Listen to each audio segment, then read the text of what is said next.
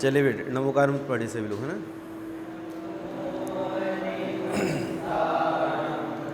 नमो सिद्धाणं नमो आयर्याणं नमो वज्रायणं नमो लोए सबिसार।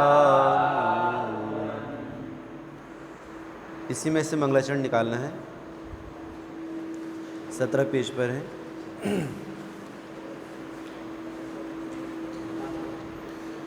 प्रबुद्धाशेष तत्वार्थे बुद्धि मालिने नमः श्री जिन चंद्राय मोहध्वांत प्रविदिने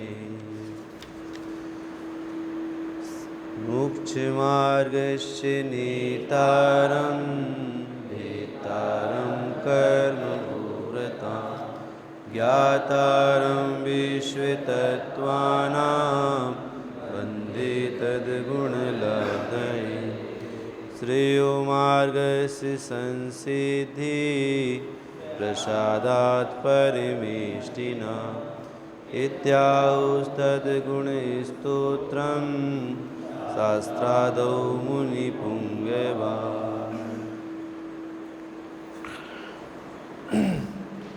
वैसे आप तो परीक्षा आपके इसके पहले पढ़ने में आई कि नहीं आई? किसी बच्चे ने नहीं पढ़ा? अच्छा, क्या क्या पढ़ चुके आप अभी न्याय के ग्रंथों में? परीक्षा में पढ़ चुके आलाप पद्धति। अच्छा, अध्यात्म न्याय दीपिका नहीं पढ़े? आपकी मीमांसा सूलकारिका तैयार हुई आपकी? शिविर में पढ़े थे आपने? अच्छा, तो आपकी मीमांसा आपका कंप्लीट विषय है? सूलकारिका तैयार है आपकी आपकी मीमांसा की? अच्छा अच्छा अच्छा,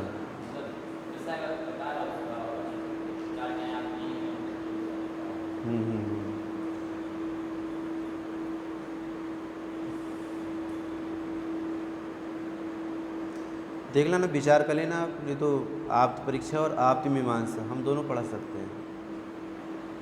आप अपने भैया जी से बात कर लेना, हम दोनों विषय ले लेंगे, आपकी परीक्षा भी और आपकी मीमांसा भी। तो आपकी सूलकारिका फिर से दोहरा देंगे हम आपको, तो आपका विषय तैयार हो जाएगा। ठीक है ना। देखो बेटे, है ना, ये आप परीक्षा ग्रंथ है, न्याय का ग्रंथ है। और किनके द्वारा लिखा गया है ये? आचार्य विद्यानंद स्वामी। कब हुए? आज से लगभग 1200 वर्ष पहले। उनके पहले आचार्य अकलंग देव हुए हैं। उनके आचार्य अकलंग देव का समय कितना है? लगभग 1300 वर्ष। उनके बाद आचार्य विद्यानंद स्वामी हुए हैं, जिनके मतलब 8 ग्रंथ अभी उपलब्ध होते हैं अपने को, जिसमें 3 उनकी तो टीकात्मक रचनाएं हैं और 5 मौलिक रचनाएं हैं। और भी ग्रंथ उपलब्ध हो सकते हैं, लेकिन अभी जितने उपलब्ध हैं उन पर चर्चा भी चलती है। आप परीक्षा और आपकी मीमांसा दोनों में अंतर समझना अपने को। आप्त मीमांसा, आप्त परीक्षा मतलब आप्त परीक्षा में अपने को ये देखना कि आप्त कौन होते हैं, और आप्त मीमांसा में ये देखना पड़ता है कि आप्त कैसे होते हैं। मीमांसा और परीक्षा, तो ये आप्त परीक्षा, अपने को आप्त की परीक्षा करनी है, क्योंकि अनेक प्रकार के मतांतर दुनिया में हैं। सब अपने आप को आप्त कहते हैं। आप्त की विशेषता तो आपको पता होगी ना। आप्त में कितने विशेष गुण होते हैं? 3। कौन कौन से? वीतरागता, सर्वज्ञता और हेतुपदेशपना। सबसे पहला गुण कौन सा है? देखो, जो अभी अपन ने तत्वार्थ सूत्र जी का मंगलाचरण भी पढ़े थे, क्या पढ़े थे?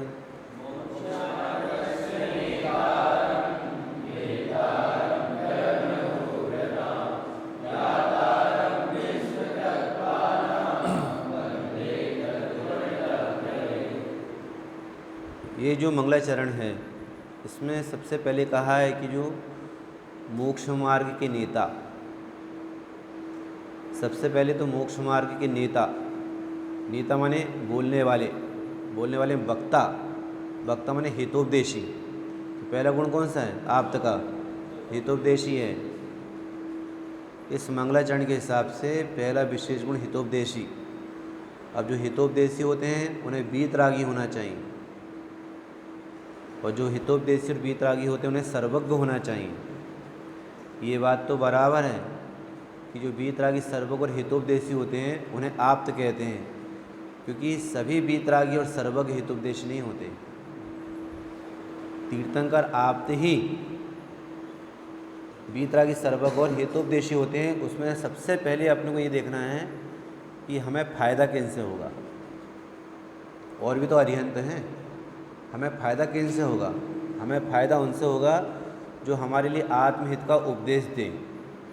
इसलिए सबसे पहले अपन उसमें ये ढूंढते हैं कि भाई इनके नेता हैं कौन, मैंने वस्तु स्वरूप को बताने वाले कौन हैं। जो वस्तु स्वरूप को बताने वाले हैं तो ये कौन है? तीर्थंकर भगवान।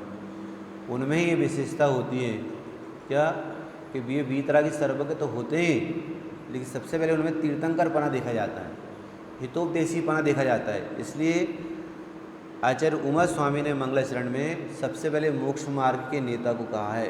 नेता माने हितोपदेशी। और फिर कैसे वे? भेत्तारम कर्म भूभृताम, कर्म रूपी पर्वत को भेदने वाले माने वीतरागी। ज्ञातारम विश्व तत्वानाम, मतलब विश्व के समस्त पदार्थों के ज्ञाता, जानने वाले। बंदे तद गुण लब्धे, उनके जैसे गुण की प्राप्ति मुझे हो, इसलिए मैं उन्हें नमस्कार करता हूँ। तो आप पहली कारिका देख लीजिए, है ना। ये प्रथम की जो 5 कारिका है, एक प्रकार से देखा जाए तो ये मंगलाचरण की कारिका है। कारिका पता है कारिका माने क्या होता है?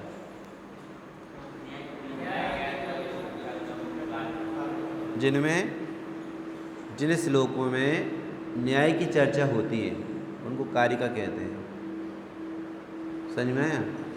और जिनमें न्याय की चर्चा नहीं होती है उन्हें क्या कहते हैं? श्लोक। और जो अपभ्रंश भाषा में होते हैं, अपभ्रंश भाषा में उन्हें क्या कहते हैं? दोहा। उन्हें क्या कहते हैं? दोहा। और जो प्राकृत भाषा के होते हैं उन्हें कहते हैं गाथा। समझ में आया? प्राकृत में गाथा, अपभ्रंश के दोहा। आपने सुना है ना राम सिंह मुंडाज का बाहुड़ दोहा? कौन सी भाषा में? वो अपभ्रंश भाषा में है ना। ऐसा समझ में आया? प्राकृत की गाथाएँ, अपभ्रंश के दोहा, और जिनमें न्याय की चर्चा है ऐसे श्लोक क्या कहलाते हैं? कारिका। और बाकी तो श्लोक कहलाते हैं। ठीक है, अब यहाँ पर आइए। आप समय अपने पास कम है, अभी तो हम केवल आपके पास 8 दिन के लिए आए हैं, और 8 दिन में कारिका लेना कितने हैं? आपके कोर्स में कितनी कारिकाएँ हैं? आपके कोर्स में कितनी कारिकाएँ? पूरी है। और विद्यालय में? अच्छा, विद्यालय में नहीं बेटे, यहीं पर है। तो पूरी 124 कारिका आपके विषय में यहाँ पे। अच्छा। तो मैंने तो ये कहा था कि कम से कम आप तो परीक्षा मैं 8 दिन के लिए आया, 2 टाइम यदि लूँगा मैं आपके बीच में, तो लगभग हो सकता है जो न्यायिक और वैशेषिक का जो विषय है वो ले लूँ मैं आपको। फिर अकेला इसी भर का विषय हो पाएगा किसका?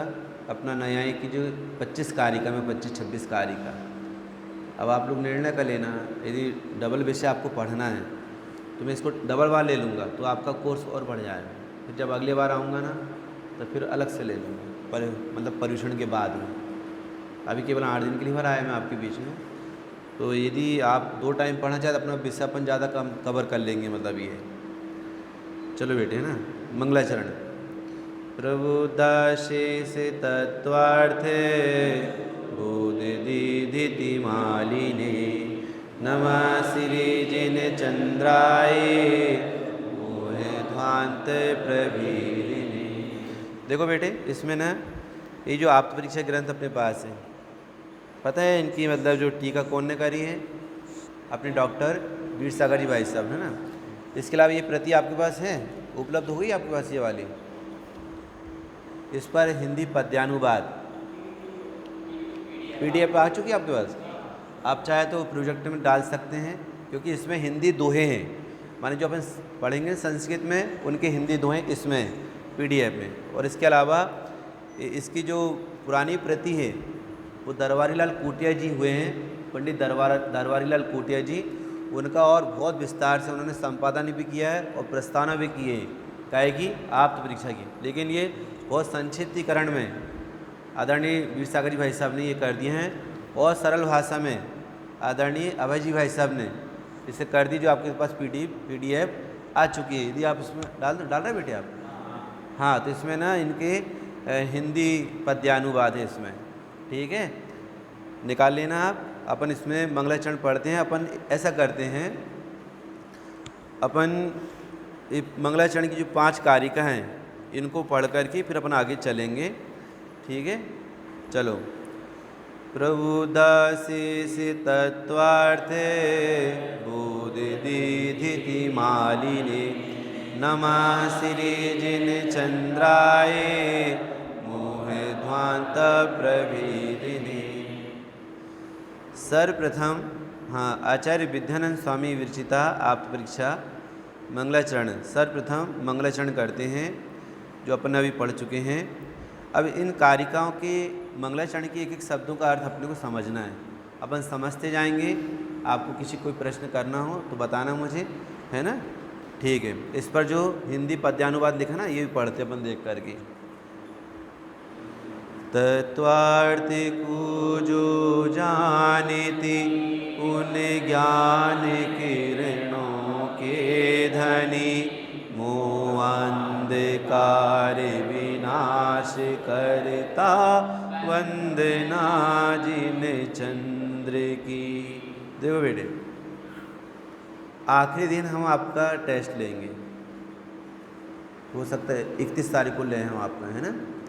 तो जो विषय अपना चलेगा ना, उस विषय में हम क्या क्या विषय ले रहे हैं आप नोट कर लेना, ध्यान रखना, ठीक है। ऐसा देखिए, तत्वार्थ को जो जानती उन ज्ञान किरणों के धनी मोह अंधकार विनाश करता वंदना जिन चंद्र की। सबसे पहले मंगलाचरण में आचार्य विद्यानंद स्वामी ने किनको नमस्कार किया?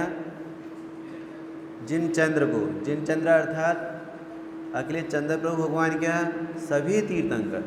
जिन चंद्र में सभी तीर्थंकर, क्योंकि श्री शब्द जो लगाया जाता है वो तीर्थंकर के सामने लगाया जाता है। तो जिन चंद्र के सब जितने भी तीर्थंकर सब चंद्र हैं, सब चंद्रमा के समान शीतलता को प्राप्त हैं, उन्हें नमस्कार किया है। कैसे वे? प्रबुद्ध। प्रबुद्ध माने भली भांति ज्ञान के धनी हैं।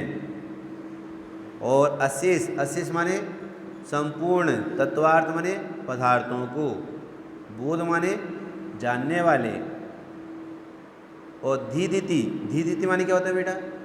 दीधिति, दीधिति माने क्या होता है? दीधिति माने होता है किरण। किस किरण के द्वारा जानने वाले हैं? केवल ज्ञान रूपी किरणों के द्वारा जानने वाले। मालिने माने उसके स्वामी हैं, मतलब केवल ज्ञान के धारी हैं। नमः श्री जिन चंद्राय, मैं नमस्कार करता हूँ। किनको नमस्कार करता हूँ? श्री जिनेंद्र चंद्र के लिए। इसमें कौन सी विभक्ति लगी? कौन सा वचन है? श्री जिन चंद्राय, श्री जिनेंद्र चंद्र, जिन चंद्र के लिए, 24 तीर्थंकर भगवंतों के लिए मैं नमस्कार करता हूँ। क्यों नमस्कार करता हूँ? मोह ध्वांत प्रभेदिने, मोह रूपी अंधकार का विशेष रूप से नाश करने के लिए, मोह रूपी अंधकार का विशेष रूप से नाश करने के लिए मैं श्री जिनेंद्र भगवान को नमस्कार करता हूँ। कैसे जिनेंद्र भगवान? प्रबुद्ध भली भांति जानने वाले हैं।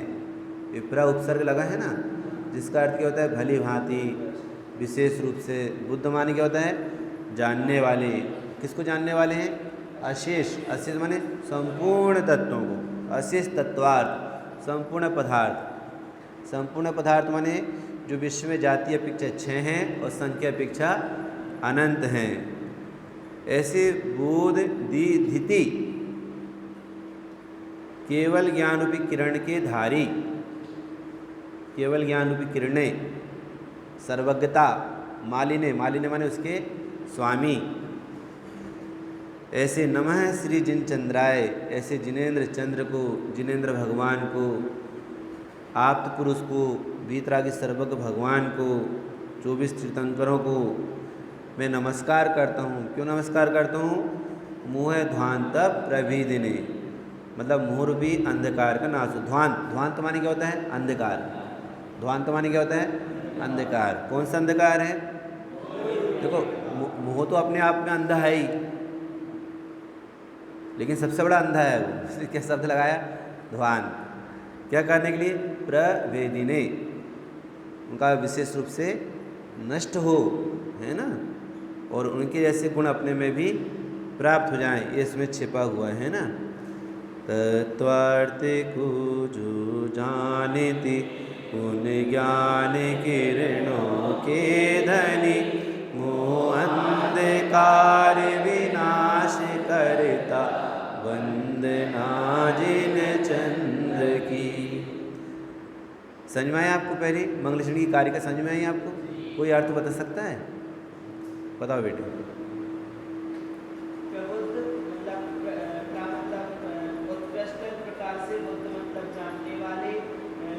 अशेष मतलब समस्त तत्वों को, बोध मतलब जानने वाले, दीदती मतलब प्रणव से, मालिने मतलब जो इन सबको जानते हैं, ऐसे केवल ज्ञान के स्वामी।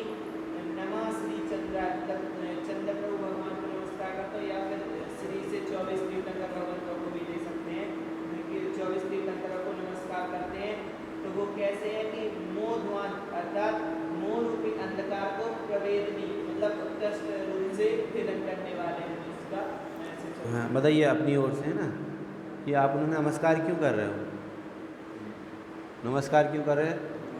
हाँ, जैसे मोह अंधकार को उन्होंने नष्ट किया है, ऐसे मेरे भी मोह अंधकार नष्ट हो, है ना, ऐसा। समझ में आया बेटे आपको? किसी को कुछ पूछना है इस कारिका के बारे में? हाँ, 2 शब्द आए इसमें, एक प्रबुद्ध शब्द आया, एक बोध। तो प्रबुद्ध माने उत्कृष्ट रूप से ज्ञान की धारी, और फिर बोध दीति वो एक साथ हैं, मतलब केवल ज्ञान रूपी किरण के, और मालिने माने स्वामी, केवल ज्ञान रूपी किरण के स्वामी। ऐसे उत्कृष्ट ज्ञान के धारी प्रबुद्ध। क्यों उत्कृष्ट ज्ञानधारी? अशेष तत्वार्थ, विश्व के समस्त पदार्थों को बोध दीति माने केवल ज्ञान रूपी किरण के द्वारा वो जानते हैं। ऐसे जिनेन्द्र भगवान को जो अंतरंग और बहिरंग विभूति से सहित है। श्री माने क्या होता है? लक्ष्मी। श्री माने क्या होता है? लक्ष्मी। कैसी लक्ष्मी उनके पास? अंतरंग विभूति और बहिरंग विभूति। अंतरंग विभूति क्या है? अनंत चतुष्टय से धनी, और बहिरंग विभूति क्या है? समोषण आदि विभूति से सहित। ये श्री शब्द का अर्थ होता है। श्री माने अंतरंग विभूति, अंतरंग का वैभव और बहिरंग का वैभव, दोनों प्रकार के वैभव से संपन्न होते हैं। जैसे जिन चंद्र को, तीर्थंकर भगवंतों को, आप्त पुरुषों को मैं नमस्कार करता हूँ। क्यों नमस्कार करता हूँ? क्योंकि इन्होंने मोह रूपी अंधकार को नाश किया है, और मेरे भी मोह रूपी अंधकार नाश को प्राप्त हो, इसलिए तो अपने मंगलाचरण को नमस्कार किया है। मतलब इनसे भी अपना कार्य सिद्ध होना चाहिए, होना चाहिए, ऐसा है। और इस पर जो पद्यानुवाद लिखा है उससे आपको और सरलता आ जाएगी, है ना। तत्वार्थ को जो जानती उन ज्ञान किरणों के धनी, मोह अंधकार विनाश करता वंदना जिन चंद्र की। मोह अंधकार विनाश करता, मोह रूपी अंधकार के नाश करने वाले ऐसे जिन चंद्र की मैं वंदना करता हूँ।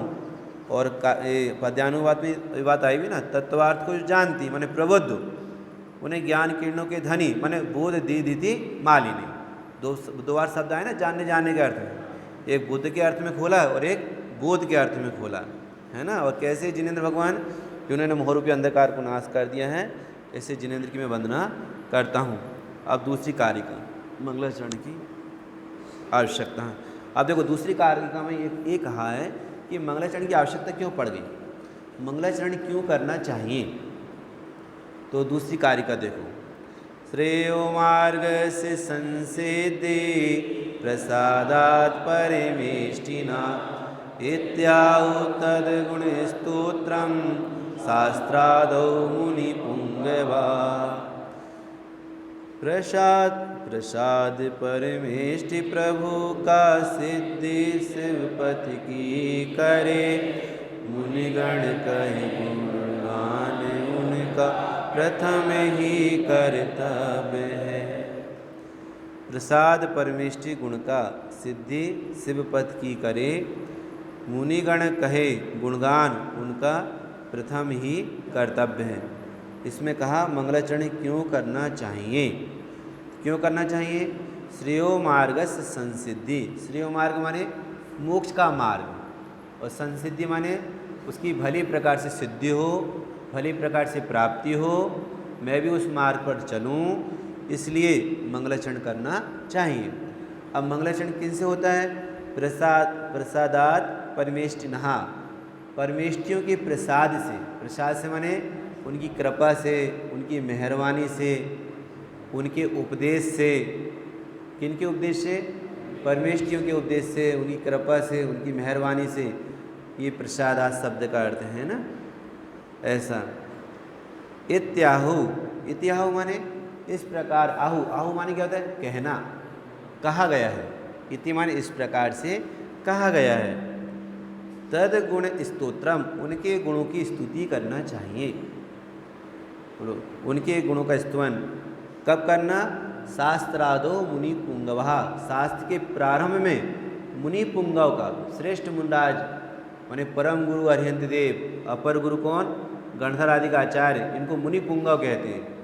पुंगव, पुंगव का अर्थ तो होता है जो मुनियों में श्रेष्ठ होते हैं। ऐसे कौन, तीर्थंकर भगवान, उनका शास्त्र के प्रारंभ में क्या करना चाहिए, गुण स्तुवन करना चाहिए। तद गुण स्तोत्रम, उनके गुणों का स्तुवन करना चाहिए। उनके गुणों का स्तुवन करने से क्या होता है, श्रेयो मार्ग से संसिद्धि, मोक्ष मार्ग की भले प्रकार से सिद्धि होती है। किनकी कृपा से, प्रसादात् परमेष्टिना, पंच परमेष्टि भगवान की कृपा से। इसलिए शास्त्र के प्रारंभ में इनका नाम उच्चारण करना चाहिए, इनका गुणानुवाद करना चाहिए, इनकी स्तुति करना चाहिए।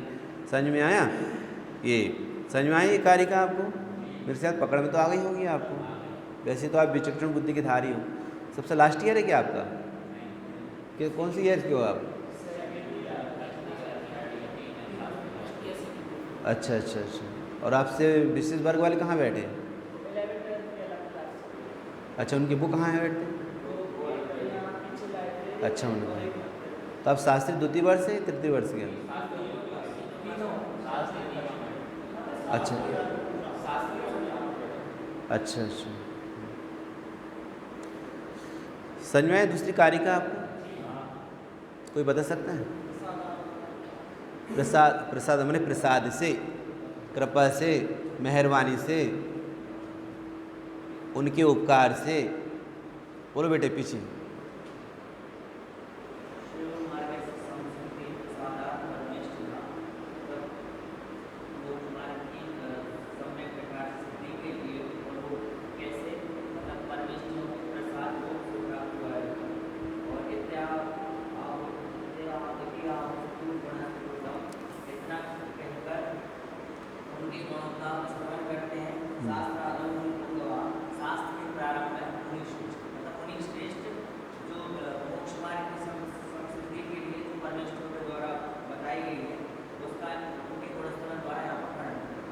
बहुत बढ़िया बेटे ना, एक बार फिर से सुन लो, है ना।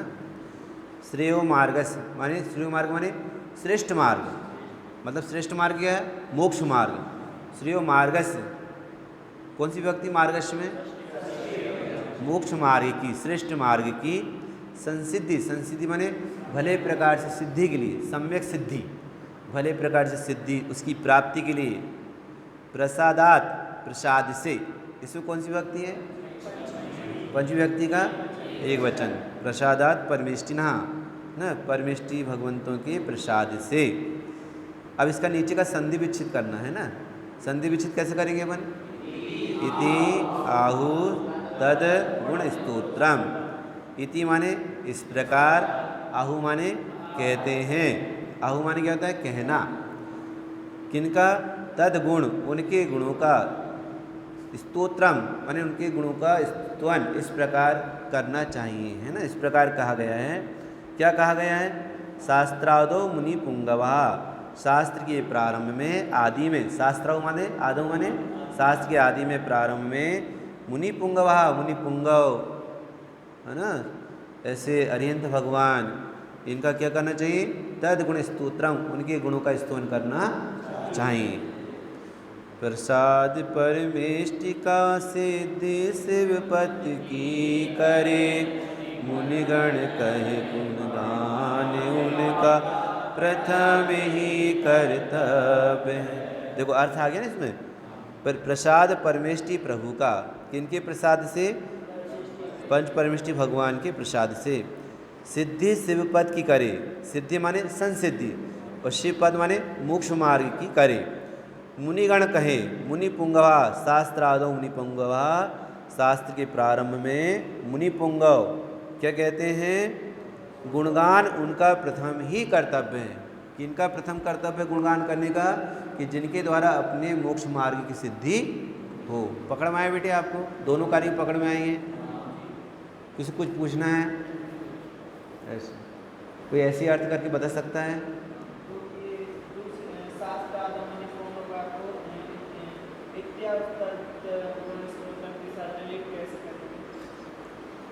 जो संस्कृत में जो होता है ना, उसके शब्द को अर्थ अपन आगे पीछे भी कर सकते हैं, है ना। हाँ देखो, ये तो काव्य रचना, श्लोक की रचना इस प्रकार से, उसका संधि विच्छेद अपन ने किया ना। इति आहु, कौन सी, इसमें कौन सी संधि है? यानी संधि है ना। इत्याहुस, और आधा सा का क्या बन जाता है? विसर्ग बन जाता है ना। इस प्रकार कहा गया है। क्या किन ने कहा है? शास्त्रादो मुनि पुंगवा, शास्त्र के प्रारंभ में मुनि पुंगव ने कहा। क्या कहा? तद गुण स्तोत्रम, उनके गुणों का स्तोत्र करना चाहिए। इतना है। पकड़ में आए बेटे आपको? मैं किसी बच्चे से पूछ लूँ तो वो बच्चे बात कर रहे हैं पीछे, आप दोनों बेटे आप बताओ हमने क्या अर्थ बताया आपको? आप आखिरी वाले बताओ। देखो नज़र हमारी सब पे रहती है। हाँ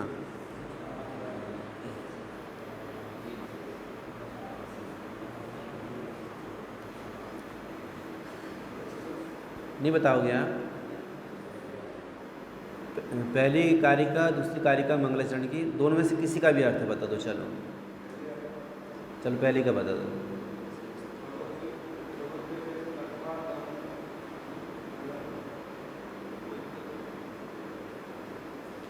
इसलिए ना जब भी टीचर विद्यालय में जब भी टीचर पढ़ाते हैं छात्रों को, अपना कर्तव्य बनता है अपन ध्यान से पढ़ें, क्योंकि विषय आगे निकल जाएगा ना, फिर आपका विषय रह जाएगा।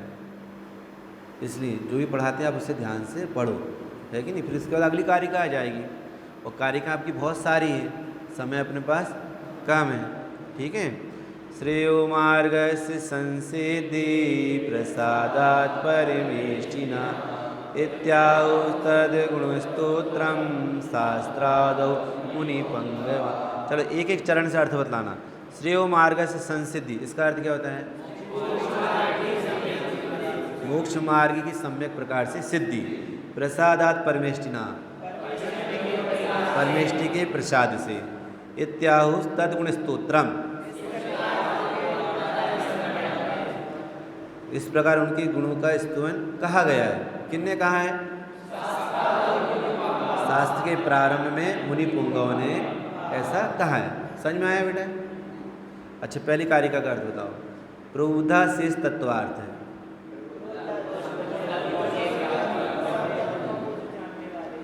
अशेष तत्वार्थों को उत्कृष्ट रूप से जानने वाले। बोध दीति मालिनी, बहुत बढ़िया। नमः श्री जिनचंद्राय, कैसे हैं जिनचंद्र?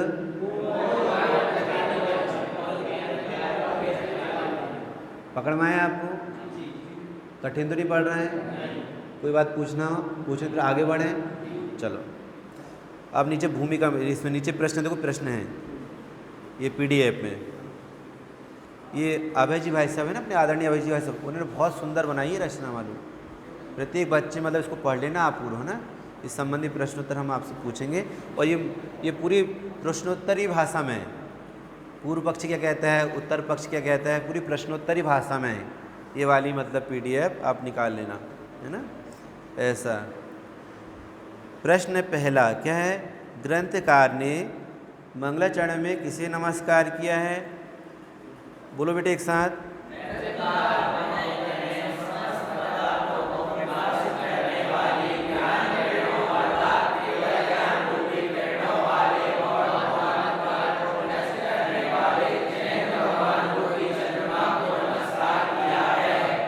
खुलासा हो गया बेटे आपको। अब आगे चलो, फिर दूसरा प्रश्न क्या है, पढ़ो।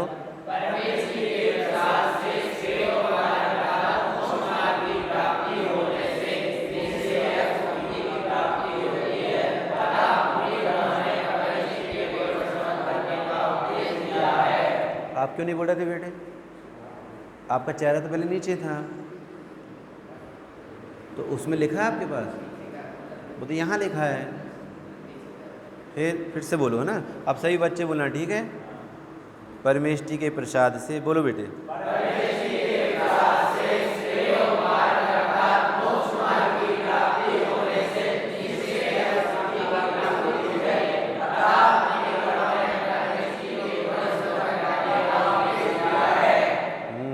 अतः मुनिगणों ने परमेष्टि के गुण स्तुवन करने का उपदेश दिया। अभी आपकी कक्षा कितने बजे तक चलेगी? 7 बज चुके हैं, अभी टाइम है, तो अपन ये आगे ले लें बेटे, है ना। चलो प्रश्न 3, निःश्रेयस किसे कहते हैं? वह कितने प्रकार का है? उत्तर पढ़ो बेटे।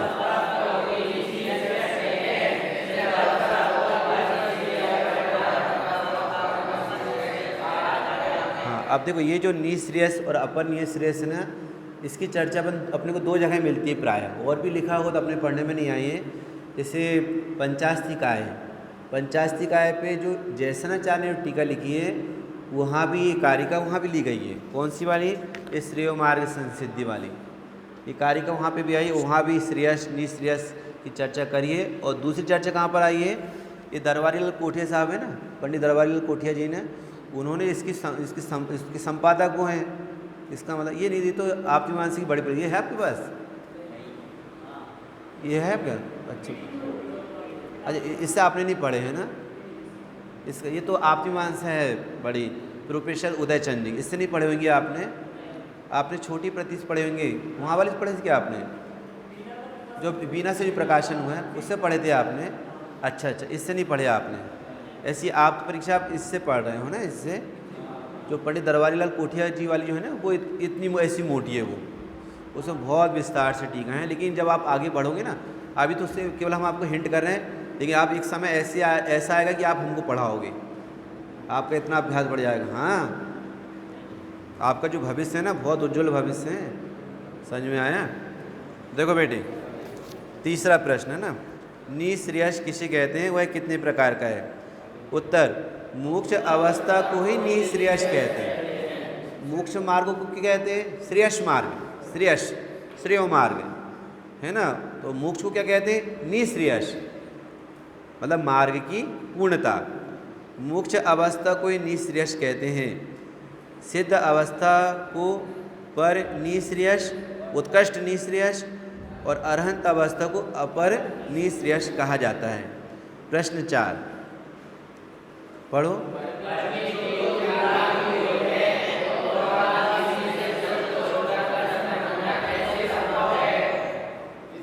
बस प्रश्न क्या? प्रश्न तो समझो पहले। परमेष्टि तो वीतरागी होते हैं, तो उनका किसी से संतुष्ट होकर प्रसन्न होना कैसे संभव है? मतलब क्या परमेष्टि भी प्रसन्न होते हैं क्या? बताओ। तो उनका किसी से संतुष्ट होकर प्रसन्न होना कैसे संभव है? उसका उत्तर, जिस प्रकार औषधि के सेवन से रोग दूर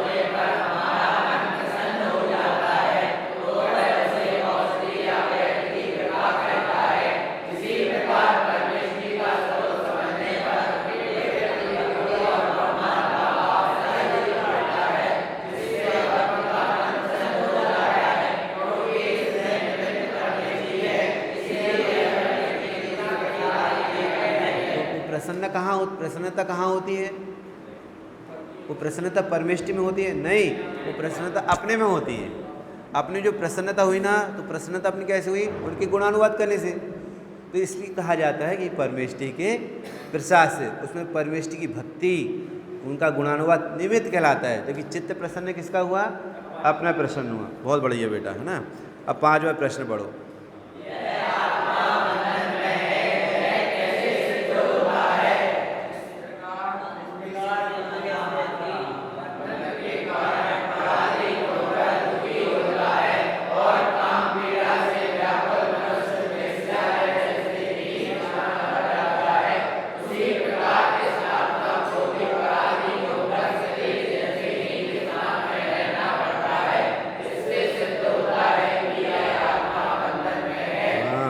इससे यह सिद्ध होता है कि आत्मा बंधन में। भाई हम सिद्ध कैसे करेंगे अपना आत्मा बंधन में पड़ा हुआ है?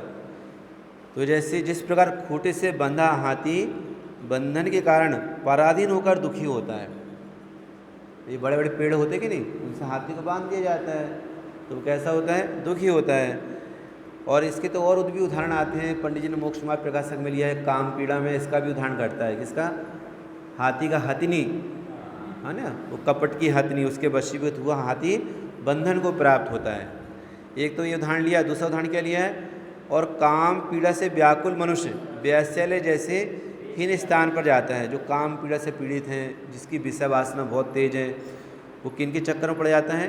वैश्याओं के चक्कर में पड़ जाता है और अपने आप को फिर हीन समझता है। क्यों हीन समझता? क्योंकि वो हीन स्थान पर गया है। उसी प्रकार इस आत्मा को भी पराधीन होकर शरीर जैसे हीन स्थान में रहना पड़ता है। ये 8 कर्मों का बंधन है कि नहीं अपने को? कितनी पराधीनता है। अभी शरीर में पैरालिसिस हो जाए या कोई इंद्रियां काम ना करें, आँखों से दिखना बंद हो जाए, कानों से सुनना बंद हो जाए, है ना, शरीर में कोई ऐसी असाध्य बीमारी आ जाए तो अपन कुछ कर ही नहीं सकते। बोले क्यों भैया आप मंदिर क्यों नहीं आ रहे हो? पाठशाला क्यों नहीं आ रहे हो? विद्यालय क्यों नहीं आ रहे हो? बोले पंडित जी हम अभी बीमार हैं, अभी हमारी अस्वस्थता चल रही है। इस प्रकार के अपन अनुभव करते हैं, है ना। उसी प्रकार इस आत्मा को भी पराधीन होकर शरीर जैसे हीन स्थान में रहना पड़ता है। इससे सिद्ध होता है कि यह आत्मा बंधन में। अब आखिरी प्रश्न पढ़ो बेटा, ये वाला 6वें नंबर का। हाँ,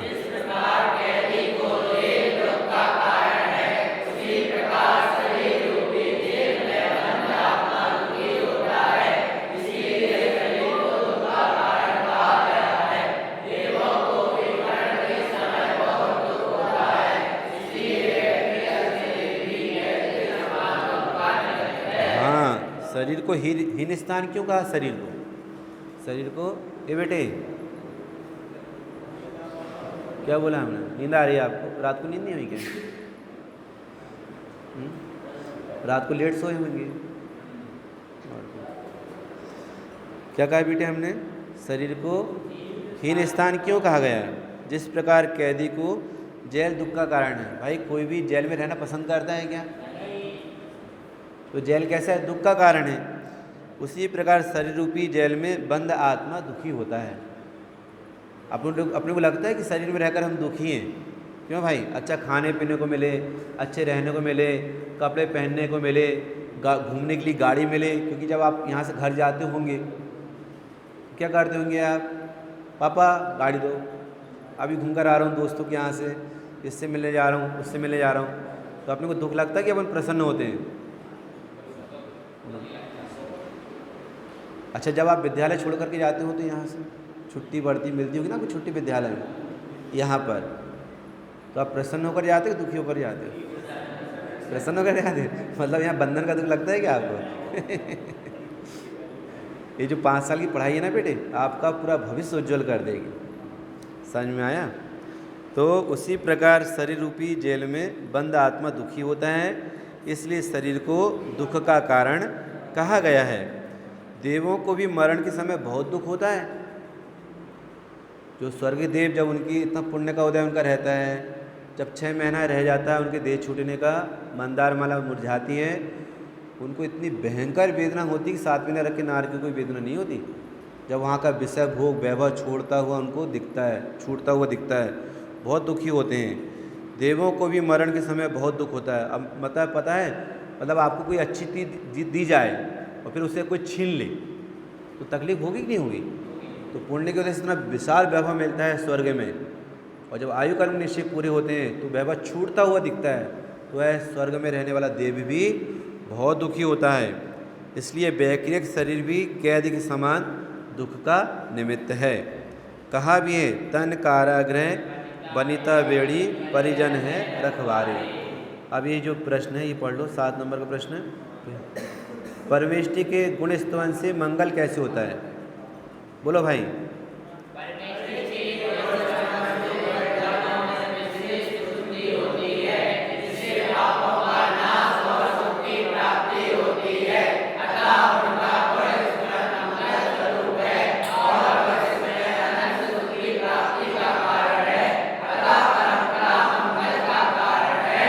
अब अकेले बोलो, अब अकेले बोलना। बोलो उत्तर। परमेष्टि के गुण स्तवन परिणामों में विशेष शुद्धि होती है, जिससे पापों का नाश और सुख की प्राप्ति होती है। अतः उसका गुण स्तवन मंगल स्वरूप है और भविष्य में अनंत सुख की प्राप्ति का कारण है। अतः परंपरा मंगल का कारण है। बहुत बढ़िया है ना। अब आखिरी प्रश्न भी पढ़ लो।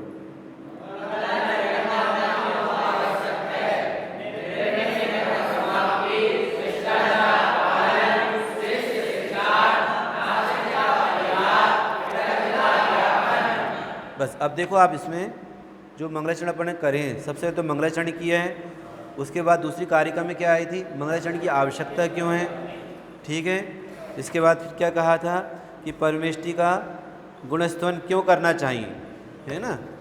तो वो भी आपको बता दिया कि इनके प्रसाद से मोक्ष मार्ग की सिद्धि होती है। फिर इसके बाद क्या बताया कि परमेष्टि के गुणस्तवन से मंगल कैसे होता है, इस 7वें नंबर के प्रश्न में, ठीक है।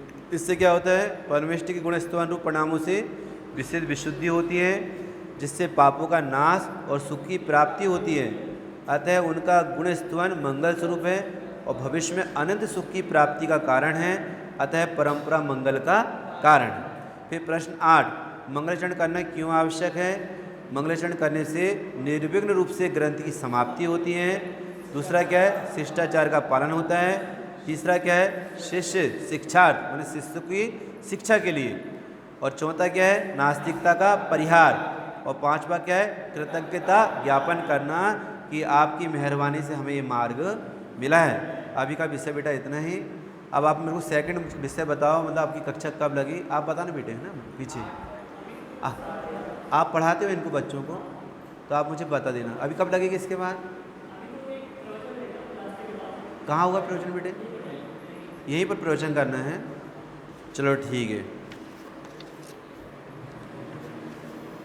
तो हम प्रवचन करें कि फिर इसी कारिका को आगे ले लें? हाँ, वैसे प्रवचन करने में नया विषय आपको मिल जाएगा, ये तो रहता है, एक नया प्रमेय मिल जाएगा आपको। ऐसा अष्टपौढ़ जी सुना आपने? अष्टपौढ़ जी चल रहा है आपके स्वाध्याय में? अच्छा, तो एक सेकंड बेटे, है ना।